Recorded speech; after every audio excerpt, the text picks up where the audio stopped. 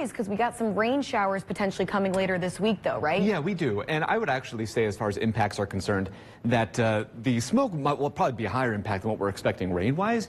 Now, we are tracking a line of showers and thunderstorms associated with a cold front exiting Illinois, moving into western Indiana.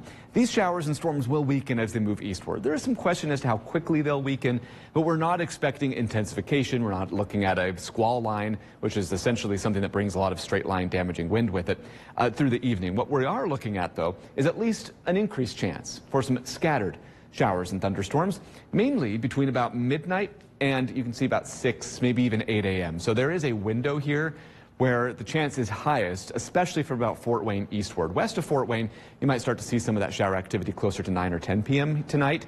And again, since that system is moving eastward, some of our western communities like Wabash County, maybe Kosciuszko County could see an isolated stronger storm, but with eastward extent, we are going to be noticing that weakening. There are actually no severe thunderstorm warnings in effect right now. That could always change, but what we're seeing right now is that through eastern central Illinois, not really a lot going on as far as severe potential is concerned. Lots of lightning associated with the cell just north of Champaign, some heavy downpours too, and I'm sure some gusty wind at times, and then a broken line of some showers moving across the colder Lake Michigan. So the anticipation here is kind of what we're already seeing in Lake Michigan. You see that cell north of Chicago just weaken as it moves north and eastward. We'll likely see the same phenomenon south of Chicago too. Not a ton of instability locally. It's been warm, it's been humid, but we don't quite have the dynamics for a more prolific event here tonight. Nonetheless, we'll keep an eye on things, but there's that front as it moves eastward.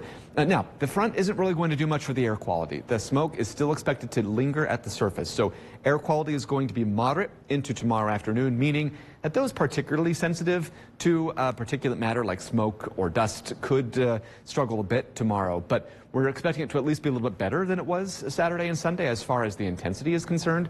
And nonetheless, the haze will still be there. Here's what we're looking at as far as that front. Future track, pretty insistent that it's going to weaken pretty substantially as it moves eastward. I'm not sure I buy that there'll be no rain to work with. But as you can see, it's going to be a lot more scattered. South of Fort Wayne, better chance of perhaps a few downpours, especially into the overnight hours.